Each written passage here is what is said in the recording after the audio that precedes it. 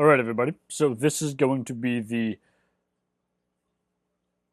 last Sengoku Jidai video. So, part 2. And then we're going to move into the Tokugawa period. So, before we get started with the Sengoku Jidai, there's one thing I kind of want to stress. So, studying the Sengoku Jidai, if you cannot read Japanese, has a bit of a problem. And that problem is that there's not a lot of people. This is changing, but there's not a lot of people who write in English that study the Sengoku Jidai. So the result is that a lot of the information available in English is drawn from older secondary works, with the narrative basically going something like 1467, the Onin War starts. It ends in 1477. There's a gap where some stuff happens, and then Europeans bring guns, and then there's a gap where some stuff happens, and then in the 1570s we have Oda Nobunaga, Toyotomi Hideyoshi, and Tokugawa Ieyasu unifying the country. So there's like these weird pieces of information that a lot of people that are interested in this topic know pretty well, like the road to unification. Everybody who's interested in this topic knows that in 1453, the Portuguese bring guns, etc. But there's these gaps in the narrative, and a lot of the literature coming out of Japan in the past 20 or 30 years is changing a lot of this. Now, I don't know the literature on the battles and some social developments as well as I probably should. So I'm going to bring what I do know into this video and hopefully have this stand out because of that on YouTube. But in some ways, this is going to be something of a conservative approach. So the Sengoku Jidai is the age of the country at war. It lasts, depending where you want to start it and cut it off, 1467 maybe at its earliest, and maybe 1615 at its latest. The most conservative estimate I've seen is something like 1500 to 1603, so a little over 100 years. My point with this, though, is that no matter how you break it up, it's over a century, and the main theme of this century or century and a half is basically warfare and armed conflict. So the traditional, in English anyway, pop culture way of looking at this is that Japan breaks up. There's dozens of daimyo and tons of samurai, and they're fighting for control of the country. Everyone wants to be shogun. This is not incorrect, but it's not really accurate either. And this, again, is because the focus of the Sengoku Jidai is on warfare, not high politics. Not till later. That comes, but for most of the Sengoku Jidai, a lot of the emphasis really is just on localized warfare. Well, why? And the answer is that battles grow larger, but the emphasis is on political control of a region. Maybe 2, maybe 3, but power needs to be concentrated in order to actually do this. In order to raise a large army, in order to have the tax base to do this, and the resources to do this, you need some kind of centralized control over a general region. And the political chaos coming out of the Onin War is such that many lords are basically trying to focus on their local area to get everything wrapped up, and not necessarily broad, long-term political goals like unification. When those goals come, when some daimyo start advocating for that, it is because they're coming out of a position of military, economic, political, and social strength. They're secure in their homeland, so that they're basically able to kind of branch off outside of it. And going along with all of that, with that need to secure control, is social reorganization. So prior to 1400, roughly, a lot of the land tenure system in Japan was fragmented. So you might be like an aristocratic lord. You might own, let's say for the sake of argument, you might own 1,000 acres of land. but maybe your home province, the place where you're based, maybe you only control 500 acres of that land. Maybe another 50 acres of what you control is like 600 miles away. Maybe 100 acres of what you control, maybe it's not even on the same island. Maybe you have a small area in Japan that has, I don't know, half an acre. So my point with this is that families hold rights to estates and other land systems that are broken up across provincial and geographic lines. So the rise of political chaos, basically all through the Nanbokuto Jidai and all through the early Sengoku period, scares a lot of samurai families because this is a level of chaos that was unprecedented. So, what do you do with this, dispersed system of land holdings? How do you maintain it? And the answer is that you basically don't. You can't really exercise control over a very far-flung area if there's not really a stable political system in place. So what happens is that the samurai families begin to, rather than saying, okay, I have 5 kids, you're heir to this chunk of land, you're heir to this chunk, they get rid of that. They use force to try to take over more local land, so they're being concentrated in one area. Everything else they own, maybe that's like over there, or whatever, that they don't really have easy access to, they let it slip away. It's not important. What is important is designating one male heir to be the sole heir. So this is the institution that we typically know as primogeniture. So the result of this is that women gradually lose the ability to own land. This is something that we've seen kind of, decrease over the past couple hundred years in previous videos, but it's really in the Sengoku Jidai in the late 1400s and in the 1500s that women really, really begin to lose the ability to own land. But the thing with women is that within the samurai household, the women are crucial to running the affairs. So the men might own the land, they might be the ones who lead the men on the battlefield, they might be the ones that raise armies, etc. But really, it's the women who in the household, on the property, are the ones that are in charge of the payroll. They're the ones that are in charge of collecting taxes. Or they're the ones that are in charge of, well, that wall has a hole in it, I need to contract some people to go, patch it up. So the men might own the land, but without the women, a lot of these samurai households would basically be screwed. And additionally, because of the implementation of primogeniture, the system whereby you have one male heir, the succession that results takes one of two forms. Sometimes it's a succession war, so a civil war within the clan. But more often, other sons either become very loyal to the family, or they kind of leave and they become ronin. They become these kind of masterless samurai who are out just looking for a lord to serve. So we see this surge in masterless samurai in this period. So it's because of stuff like that that going into the 1700s, well, going into the 1600s first and then the 1700s, there's a lot of traditions of different schools of martial arts. Miyamoto Musashi develops a couple different styles of sword fighting. A lot of that has its roots in this, in samurai men who don't have really any access to land, wandering the country looking for a lord to serve, and in the process developing new systems of martial arts. So it's in the Sengoku Jidai, so roughly the 1500s, that daimyo and samurai power basically comes to rest on 2 pillars. And those 2 pillars are the control of land and basically the monopoly on violence, so military force and the maintaining of an army. The concentration of power among these samurai families as they're trying to reconstitute themselves, though, does a couple things to society.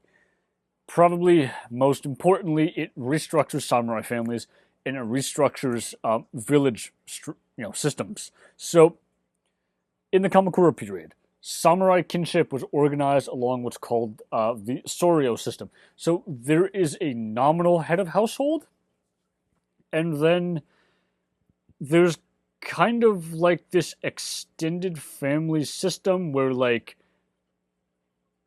maybe like just for the sake of argument, maybe the eldest male, maybe the grandfather is like the head of the family. And then there's his immediate family who control a bit of land, and then there's like the other chunks of the family, the nephews, the nieces, the cousins, etc., uncles, all of which are normally conceived of as being part of this large kinship structure. Maybe you have second and third cousins in there as well.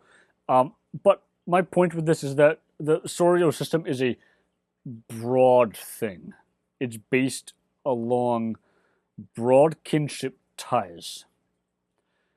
In the late Muromachi, in the Sengoku period, though, with all the political chaos, the Ie, so the immediate samurai household, becomes stronger and it becomes more independent.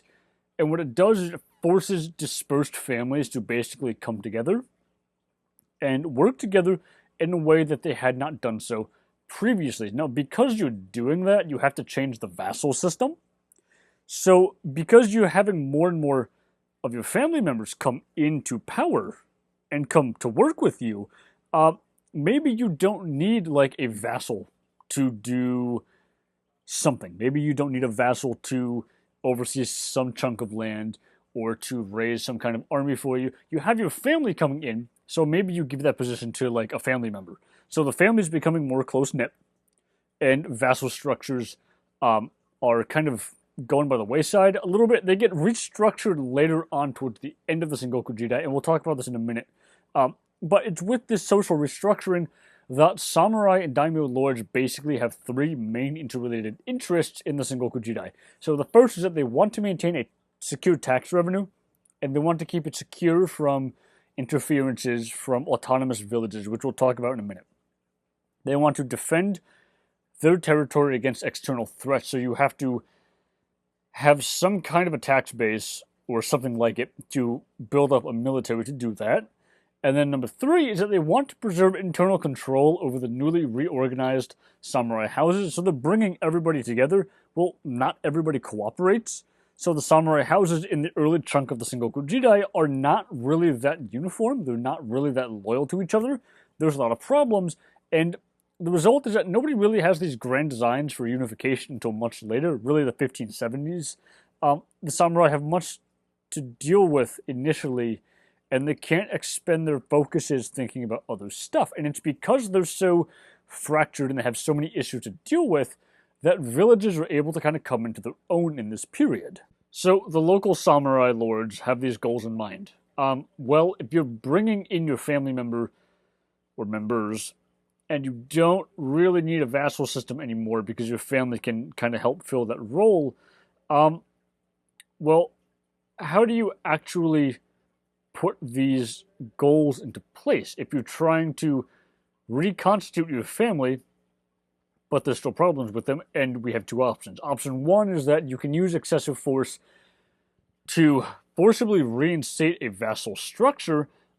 This is very costly, and it's not always going to work. So in the early chunk of the Sengoku Jidai, people don't really do this.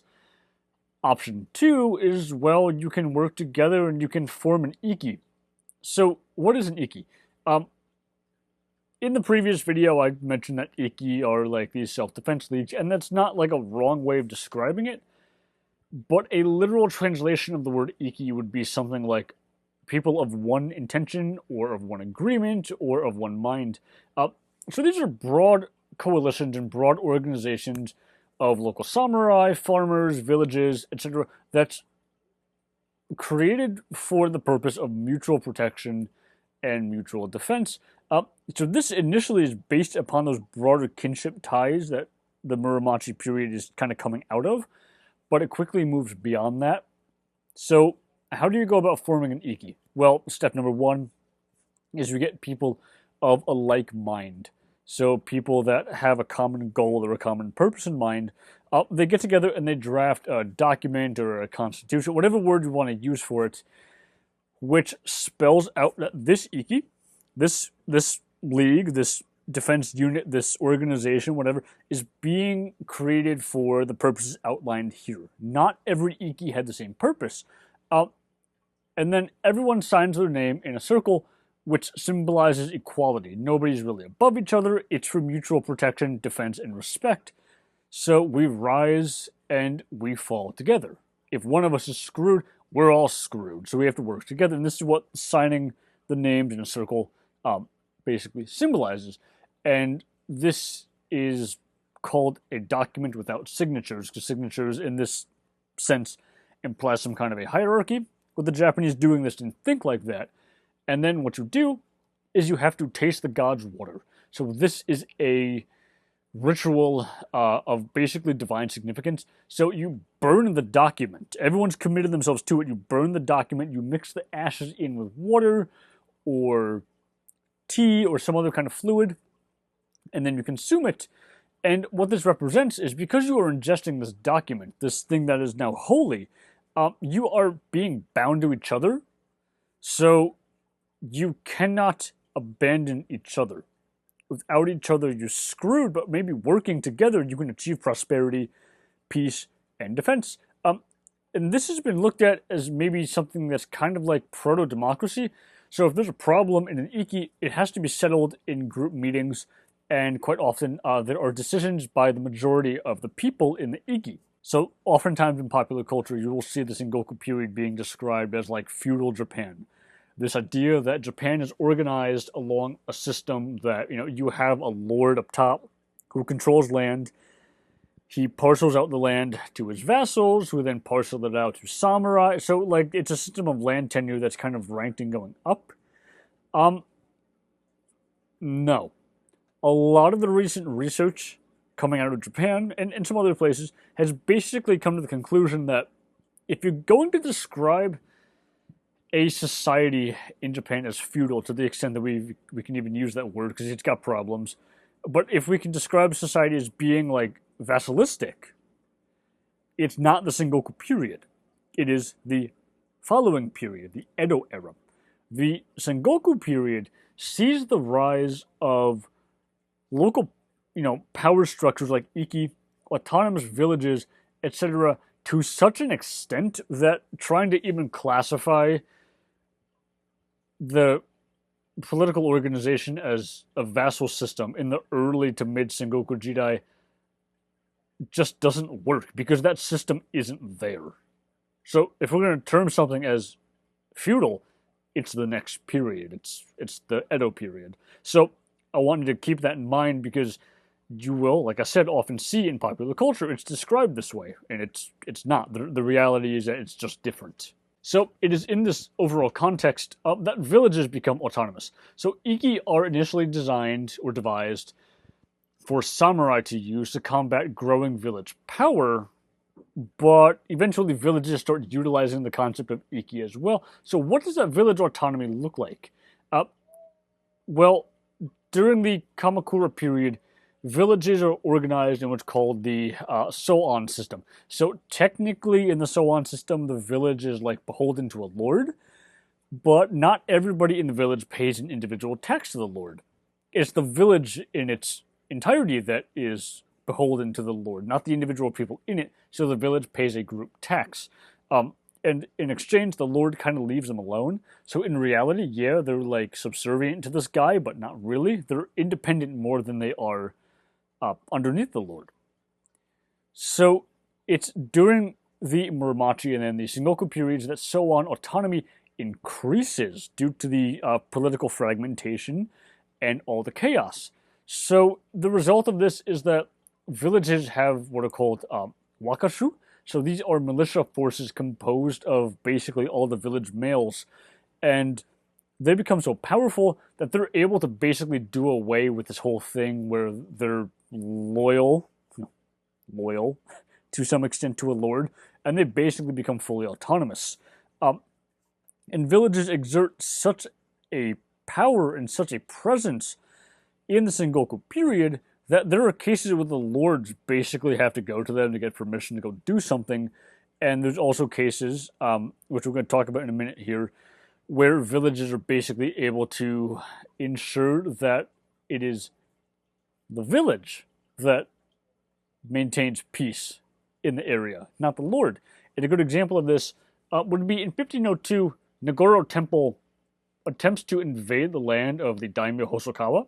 Well, to get there, you have to pass through the village of Hineno.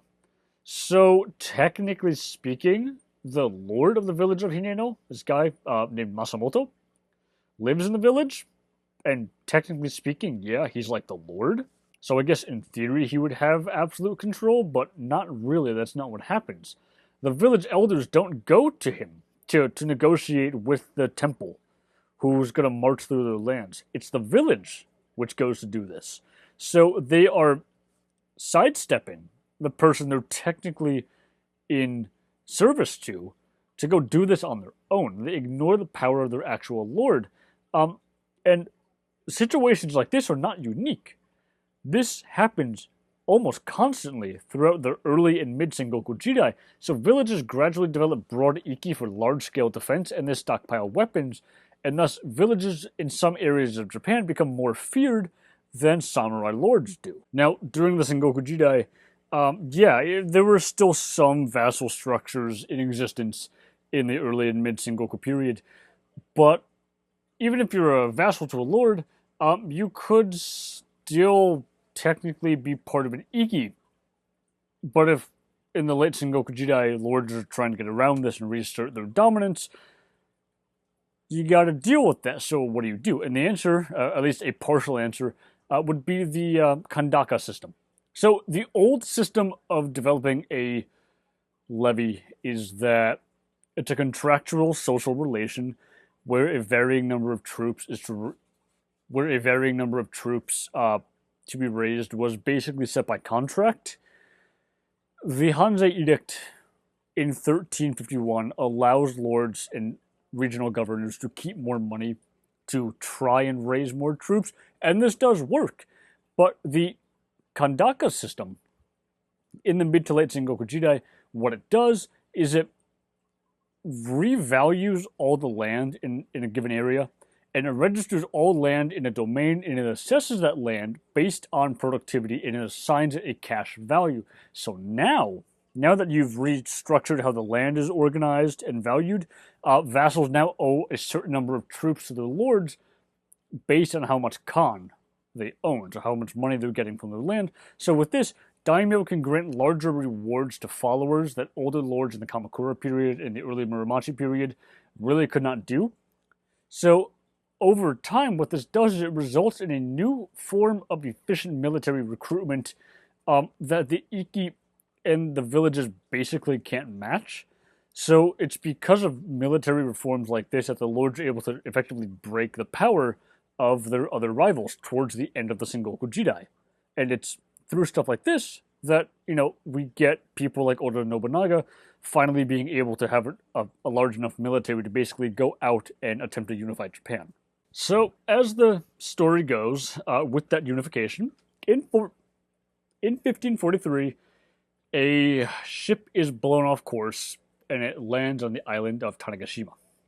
And on that ship are a couple Portuguese guys, and they have these kind of long sticks, or to the Japanese were long sticks, and you point it in a direction, and you do this thing with your finger, and it goes bang and emits smoke, and then like a couple 100 feet away, a bird will just drop that out of the sky.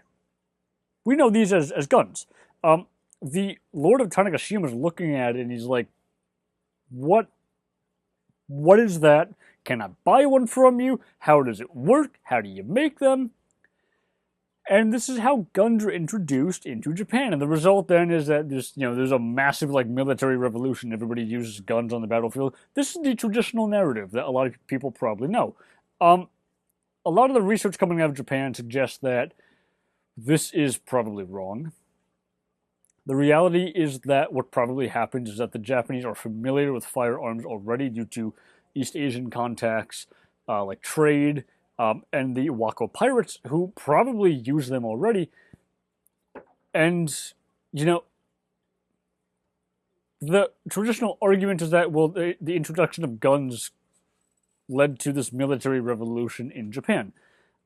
No, the reality seems to be that that military revolution was already there, and many powerful lords really just took this new technology, firearms, and just adapted it to what they were already doing. So they're using it on the battlefield, but it doesn't start a military revolution. And it's with that in mind that I kind of want to mention briefly the Battle of Nagashino. So this is one of the most famous battles from this period, if not one of the most famous battles of Japanese history ever. And it's famous in some scholarly circles as well, because the traditional narrative is that Oda Nobunaga goes to Nagashino and he has about 3,000 guns. And the Takeda cavalry charge his barricades, and they fire off their guns in rotating volleys, 1,000 each. And the result is that the Takeda cavalry are like machine gunned down. So people like Jeffrey Parker have looked at this to back up arguments for the military revolution in Europe that's coming, at least to his mind, via firearms, to be like, oh, look, see, the Japanese did it too. They're using it in the same way. It's looked at sometimes by some people to just herald the end of the dominance of cavalry and the samurai on the battlefield, etc.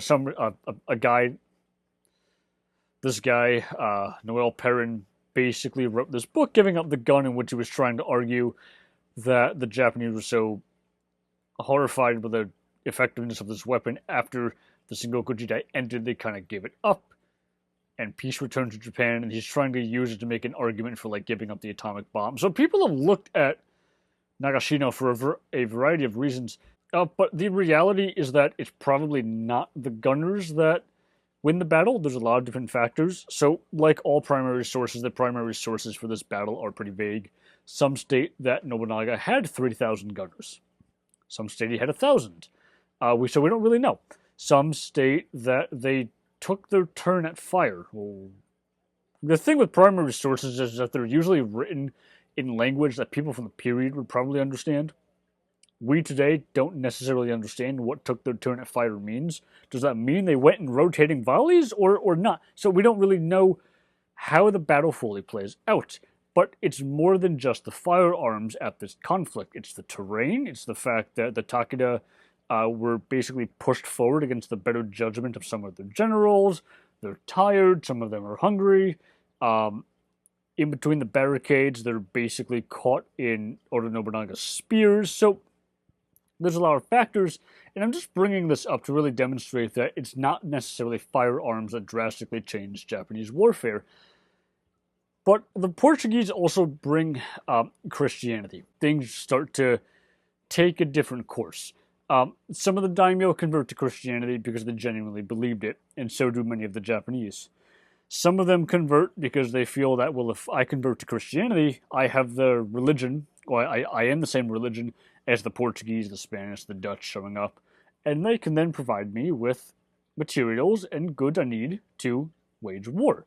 So there are various reasons why people convert to Christianity. And at long last, by the time we hit 1560, 1570, coming out of all these developments, the Japanese are now basically able to gather enough resources and enough strength that some of the daimyo are able to really seriously pursue the idea of unification to a degree that they were not able to do so before.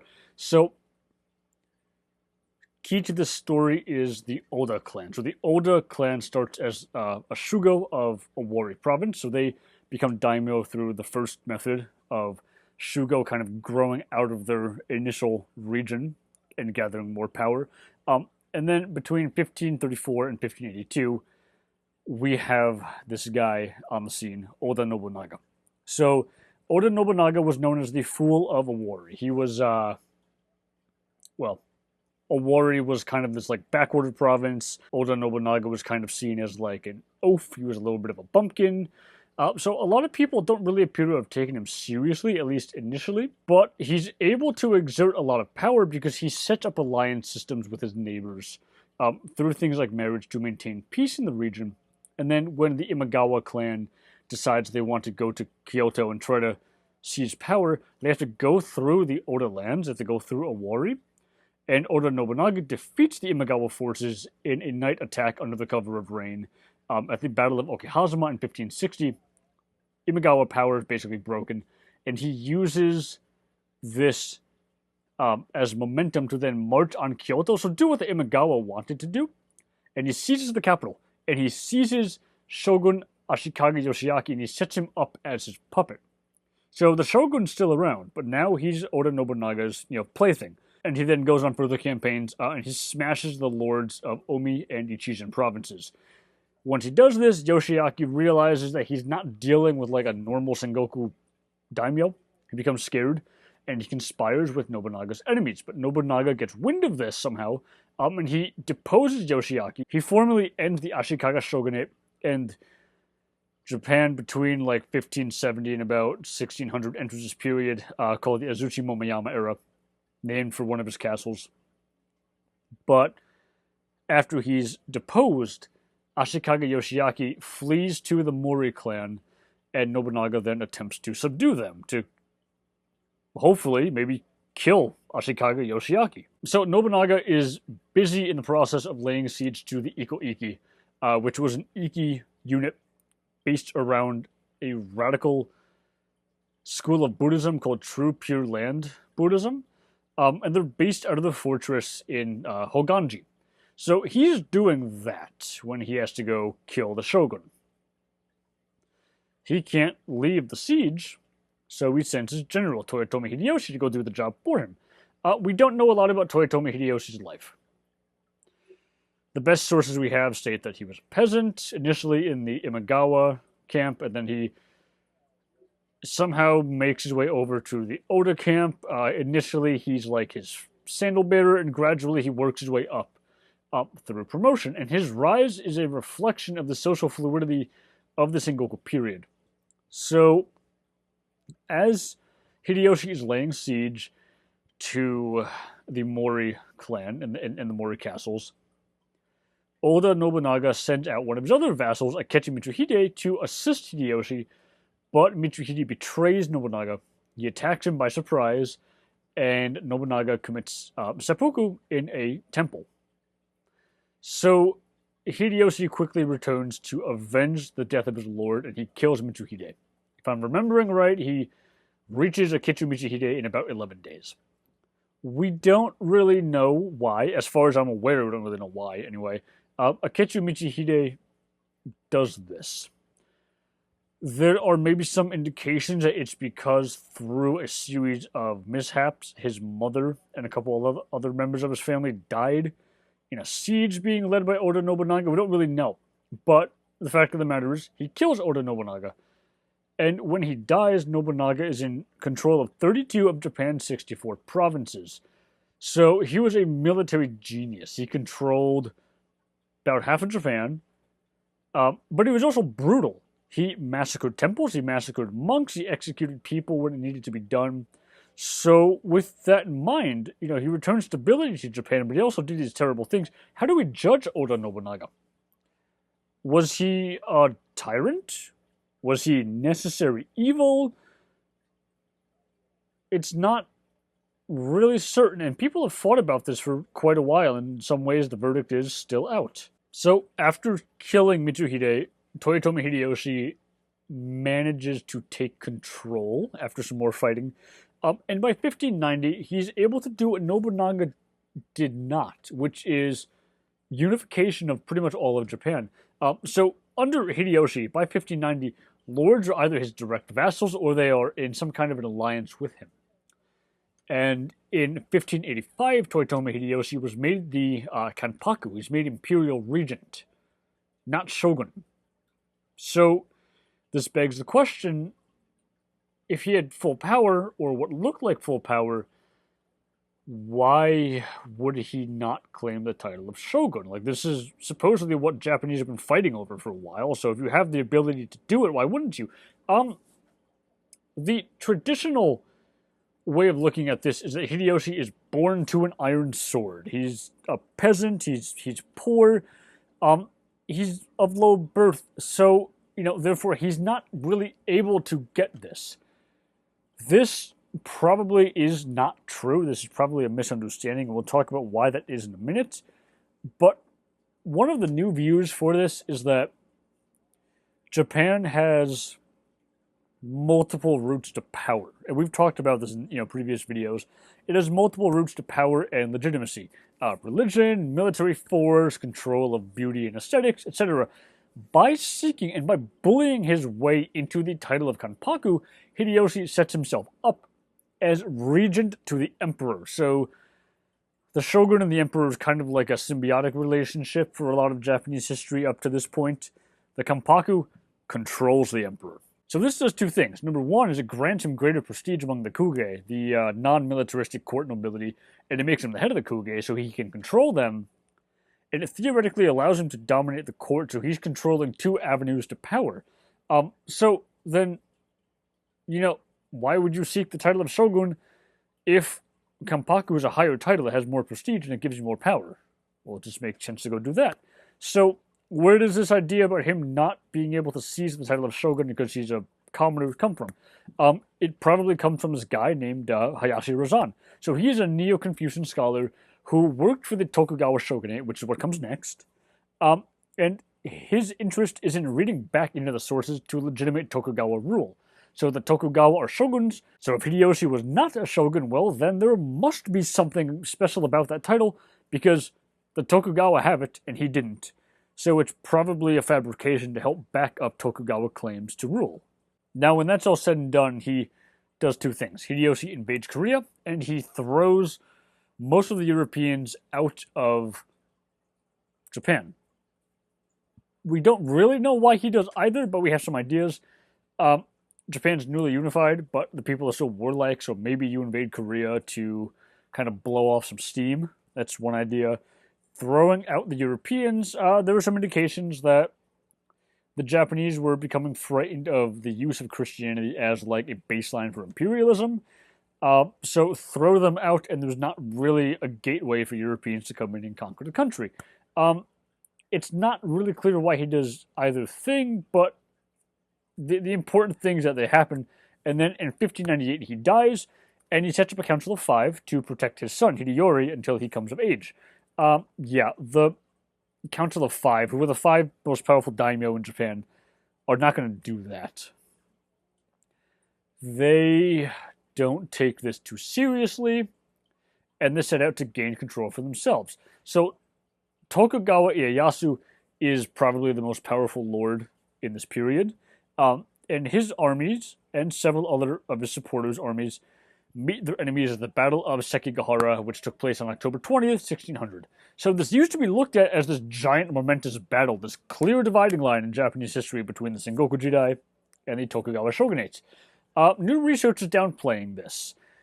It appears to have been rather uneventful in big picture approaches. It's a formality more than anything. It really appears to have been something of a lackluster battle. And the numbers are changing with this as well. We don't really know how many people were currently present at the battle. There's some research currently being done into this. But really, after about 1575, there's really no denying a unified Japan. It's just something that's going to happen. So Sekigahara, in some ways, really is just like a formality. And after this, in 1603, the Tokugawa family establishes the Tokugawa shogunate, the Edo period. And Ieyasu aims for the title of shogun, not Kanpaku, probably because after Hideyoshi, it's probably too risky to assume such a high title, and it's easier just to go with an established way of doing things. So, thus ends the Sengoku Jidai.